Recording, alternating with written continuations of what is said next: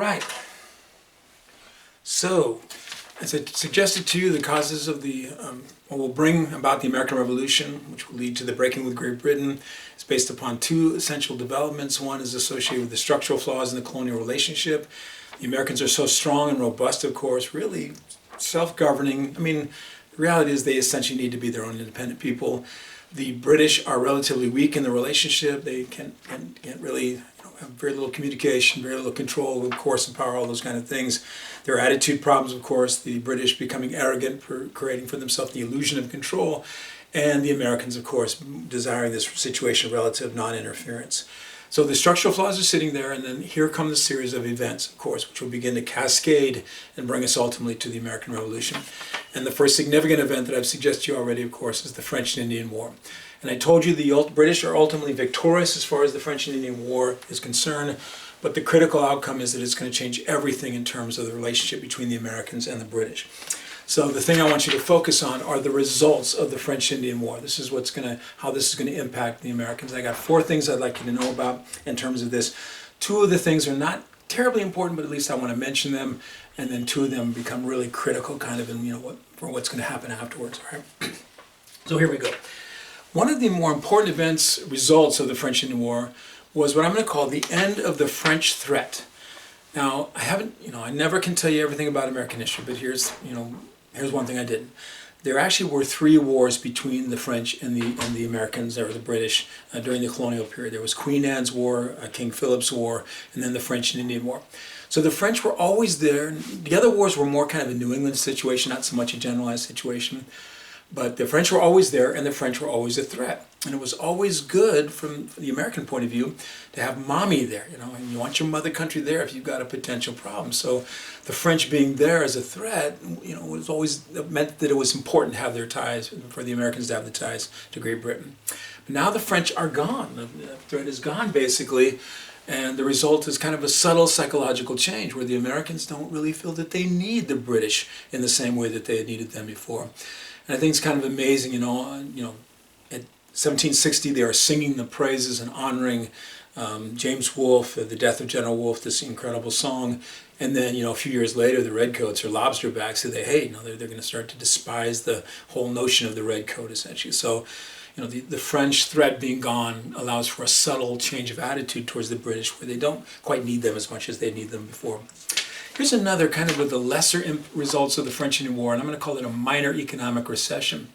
It was the first time ever that the colonists had any kind of recession, to be honest with you, and it actually is a symbol of an increasingly mature economy. That's one thing that does happen, for modern economies. But it was the result of the French-Indian War. There had been war contracts that especially the people in New England had been able to take advantage of. The war contracts dried up. The economy couldn't quite absorb the situation, and so there's a minor recession that occurs. And the only reason I mention it to you is that it means that the Americans were something in a little bit of an economic bad mood. Whenever I think of what a recession does to us, I think it puts us in like an economic bad mood. And because they were in an economic bad mood, then other things that might happen at that time, you might exacerbate that situation, and other things indeed are going to happen. So I want you to know that there was a minor recession, which, if nothing else, put the Americans a little bit on edge, all right? Now, one of the really big results of the French-Indian War involves the Indians, of course. So it's called the French-Indian War because the French and their Indian allies had been the enemy. And of course, when the French are defeated, they're pretty much going to leave. At least the governing military apparatus is going to leave. The vast majority of the people who lived in New France, the habitants québécois, they're going to stay, and they're still there to this day. You guys all know, you go to Quebec and Montreal, you're going to find a whole bunch of French-speaking people. But all the apparatus left, okay, the governing apparatus, the military apparatus disappears basically. But the Indians, of course, can't leave. They're sort of left behind. And so the Native Americans are faced with, a dilemma of that moment. They had fought against the Americans, they had fought against the British, they saw the British and the Americans as problematic. So one of the things that happens, is one of the questions is, what will the Native Americans do?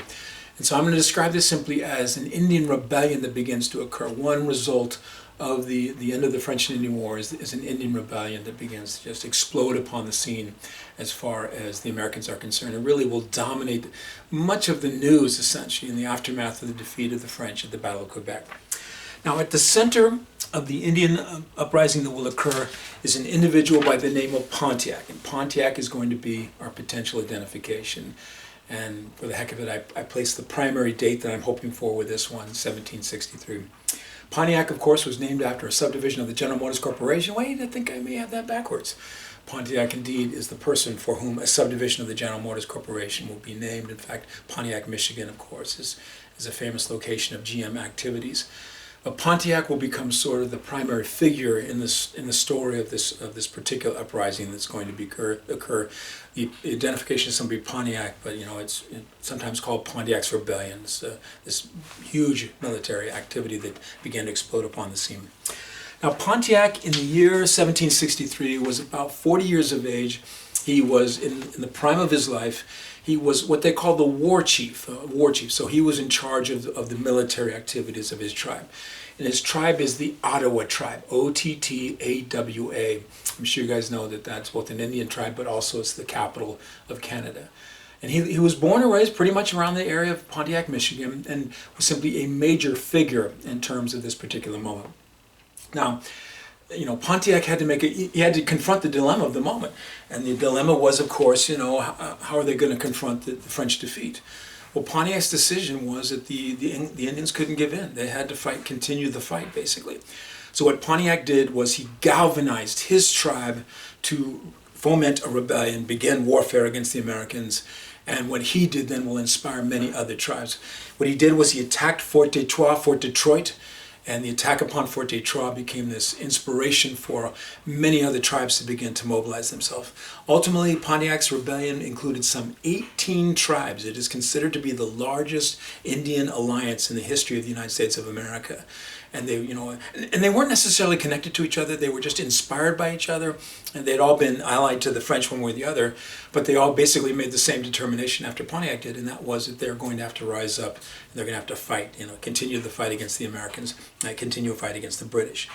So the way that I like to describe what happened is they light up the American frontier in 1763, and indeed. And that's sort of a reality. They will attack all the way from Fort Detroit, which is in the far northeast. That'd be the northwest as far as the colonies are concerned, all the way down through New York, or the frontier of New York, Pennsylvania, Virginia, the Carolinas. So the entire front of this whole area, the western part of the American colonies, is attacked in the moment. And what they did, we call it lighting it up because they tend to just burn whatever they could find. When there were isolated settlements, they would kill the individuals that were there. They would burn these frontier places. And ultimately, it just became a major moment of significant mayhem placed upon the Americans. And we estimate that somewhere over 1,000 Americans will die. It just became a horror show as far as the frontier was concerned. You guys know that I hope that I present myself as sympathetic to the Native Americans, but this was a war of atrocity, and they did some horrible things. What can I say? There's one of the stories that came from Pontiac's Rebellion of a settlement being hit by the Native Americans, and a warrior taking a baby and using the baby to tomahawk a mother. And of course, it's going to kill the baby. I don't necessarily know if it killed the mother, but this is the kind of atrocity that was committed. But Native Americans saw themselves as a huge threat, and they felt that they needed, of course, to respond, and that's exactly what they're going to do. So all of a sudden, the Native Americans are rising up. They're attacking all along the American colonial frontier, of course, and the Americans are just horrified by the situation. Well, it's always nice to have mommy when you need her. So one thing that happened in this period of the Pontiac's activities was that the Americans, one last time, called upon mommy. So they called upon Great Britain, the mother country, to come to their rescue. And the British will do this. This is exactly what they're going to do. And they're going to send an individual. I should have written this down, and I decided I have paper and pen, I can do this kind of thing. Unfortunately, my writing. A guy by the name of Jeffrey Amherst.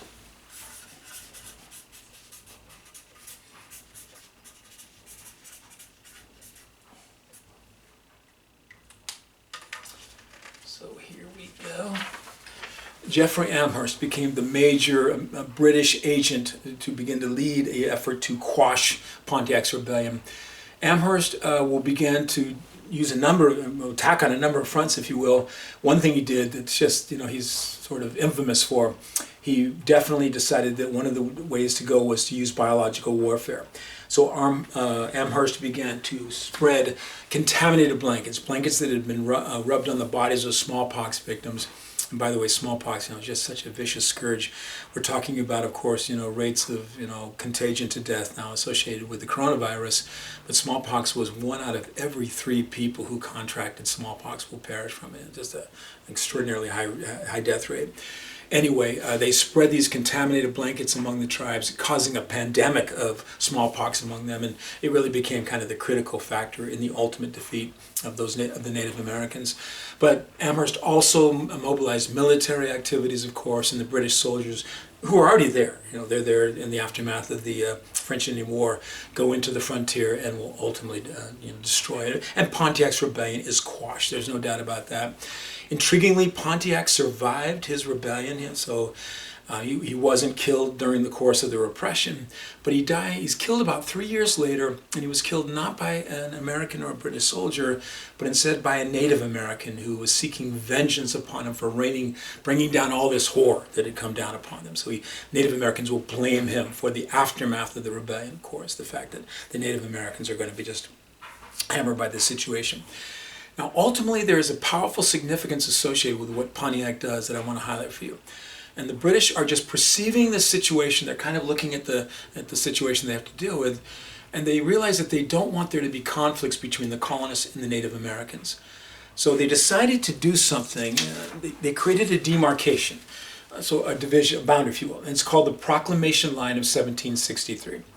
And the Proclamation Line of 1763 was just a line drawn on a map. So they basically took a line and they followed the chain, the crest of the Appalachian chain. So starting all the way up in New England, making its way all the way down to Georgia.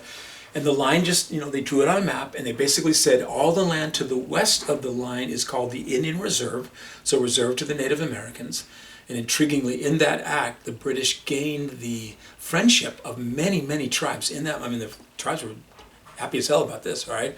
So the Native Americans would be able to live in the land to the west of the line, and the Americans, of course, would live in the land east of the line. Now, the intriguing thing about this is that this infuriated the Americans.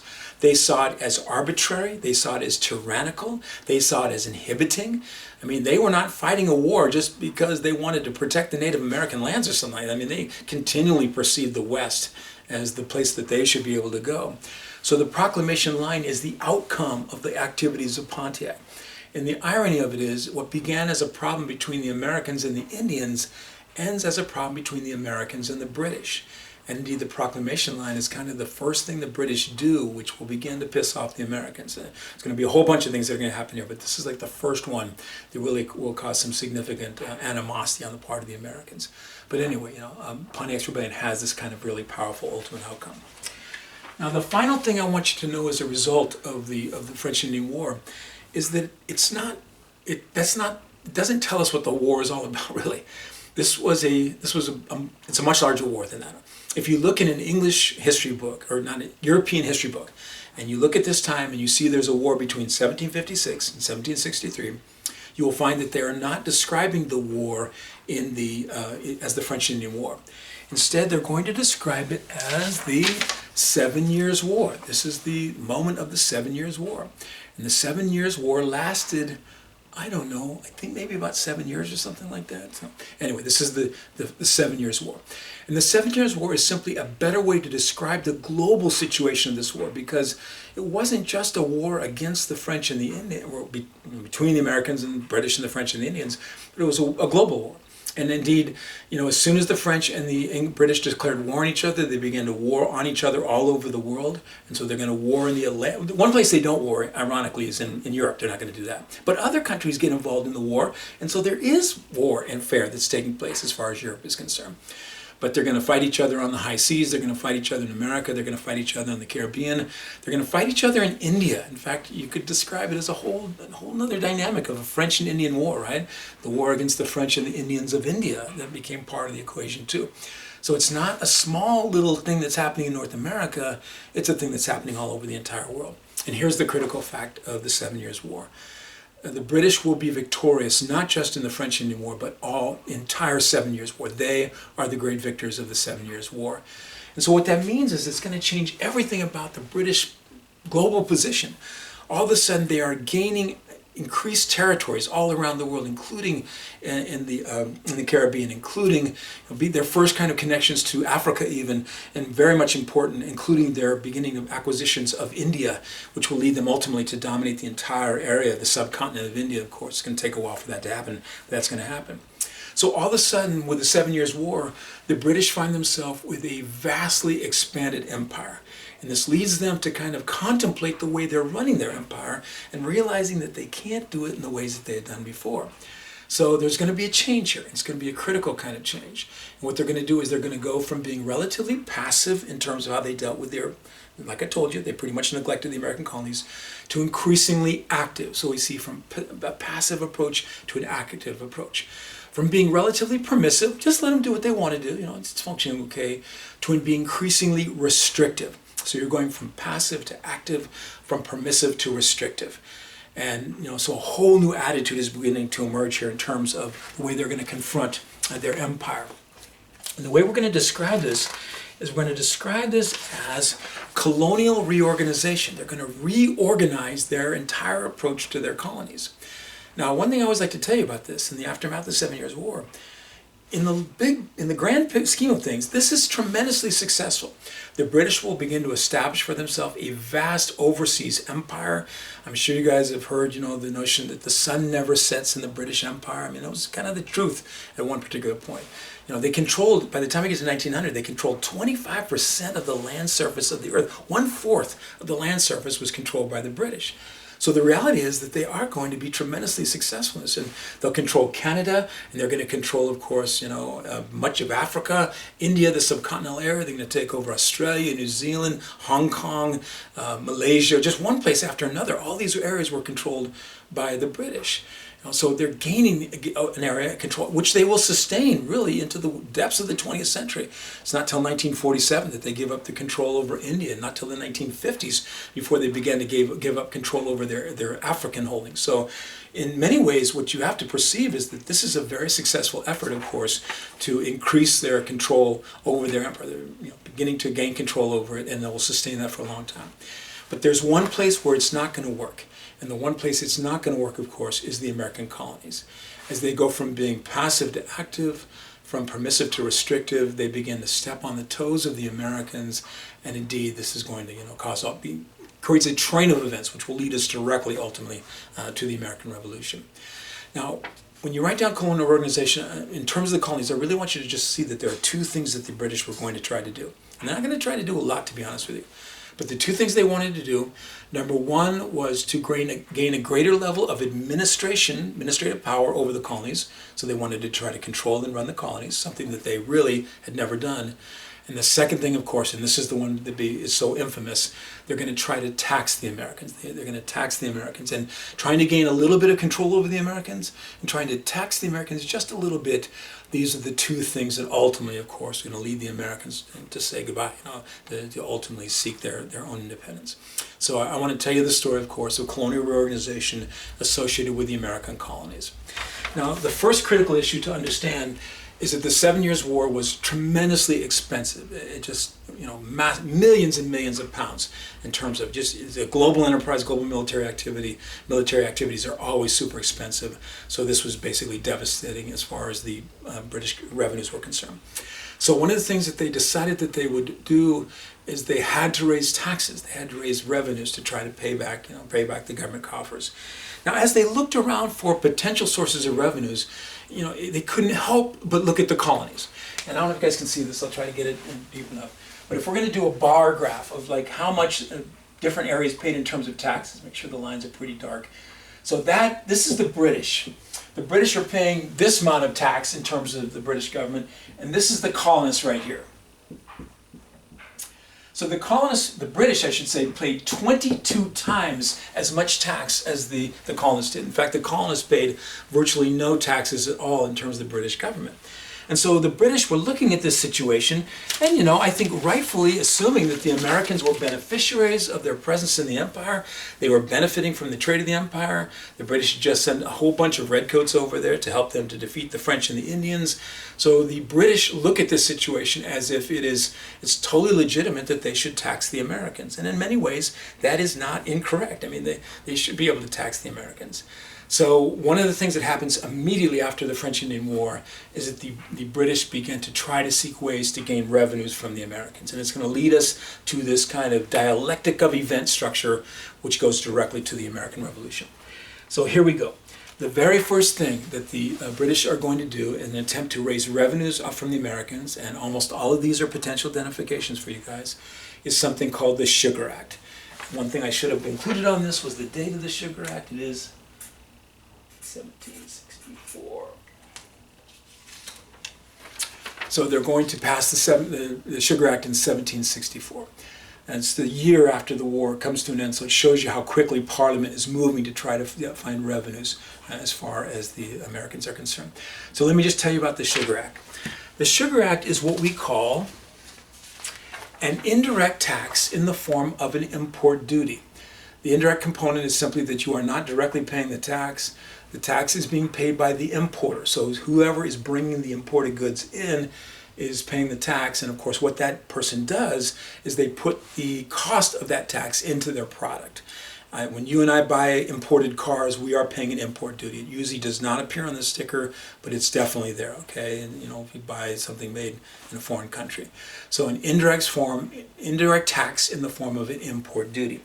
Now, the import duties were placed upon, does anyone want to guess what it would be? It's called the Sugar Act, so maybe they were placed upon? You got it, sugar. So here are the things that are were taxed by the Sugar Act, the primary things. So sugar was taxed, and sugar was overwhelmingly the most important thing. Coffee was taxed, and allspice. And I think there might have been other things, but these are the three that I can always remember. Allspice was one of the few New World spices that were available from the New World area. So these things would now be taxed as far as the British were concerned. And so if you're an importer of sugar, coffee, or allspice, you're going to pay an import duty. And, you know, what you're probably going to do, of course, is to put this into what you will do is you'll put it into the price of your commodity. Now, the taxes were relatively low. So the sugar tax was 3 cents a gallon, 3 cents a gallon. And I want you guys to know that I was I wondered about that. I don't think of sugar being in a gallon. You know, I think of it being a pound or something like that. But I think that most sugar in those days was actually exported or imported as molasses. So it's actually in liquid form. And, you know, so they would be paying for the gallon. So it's only 3 cents a gallon. And that meant that, you know, when the average consumer bought whatever they were going to buy, like a cup of it or something like that, they're paying just, you know, portions of a penny. So it was, in some ways, it wasn't a terribly noticeable tax. It was noticed absolutely by the importers who really were unhappy with the situation. But most of those who were importers, they were importing it to turn it into rum, to export it again. And this is primarily in the area of New England. But, you know, so this is an import duty on sugar, coffee, and allspice, but primarily sugar. Now, the tax was implemented, of course, so that shows the attempt of the British government to begin to find revenues from the Americans. But the Sugar Act also shows the attempt to begin to administer to the colonies. So among things that were included in the Sugar Act was that they would now send over officials who were customs officials. So these are the guys whose job it is to actually collect the taxes. They had tried to tax the Americans in a similar way. They had something called the molasses tax, and nobody would do it. So now they're guaranteeing, they're saying, you are going to pay this tax. We're going to send officials over there, and we're going to make sure that you pay this. So we see customs officials. There should be an S on customs, sorry about that. Customs officials who are sent over to collect this, okay? They also decided, I keep my stuff straight here, that they were going to create a punishment apparatus. So if you didn't pay the Sugar Act, you're going to find yourself in difficulty. And they called the punishment apparatus the Vice Admiralty Courts. That's what that says, right? Vice Admiralty Courts. And what this sounds like anything to you, but Vice Admiralty is not a civil court. It's a military court. I think I did tell you guys that, you know, when they violated the Navigation Acts, they were sent before an American judge and jury and got a slap on the wrist.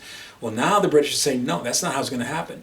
You are going to be tried in front of a military tribunal. An Admiralty court would probably be composed of post captains in the British Navy. So these are the guys who are in charge of the ships. And their objective, of course, is not justice. Their objective is to make sure you do what you're supposed to do. So the Vice Admiralty Court apparatus was designed to guarantee that this is going to be collected. So we see the British both trying to raise revenues, but also trying to increase their administrative control over it. Now, one of the things that's just intriguing about whatever the British do, we're interested in is how do the Americans react. And although this is identification, I want you to know that there is no significant reaction. Americans don't freak on this one. Many Americans didn't even know anything had happened. They're not necessarily buying sugar like that. The importers are pissed, but the importers are just a small group of people. So the average American was not very aware that anything was even happening. I'm getting a weird flashing thing. I better check out what it is.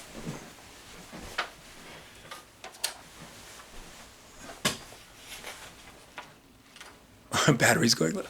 Okay, I'll pick this up in just a little bit and tell you what comes next, okay?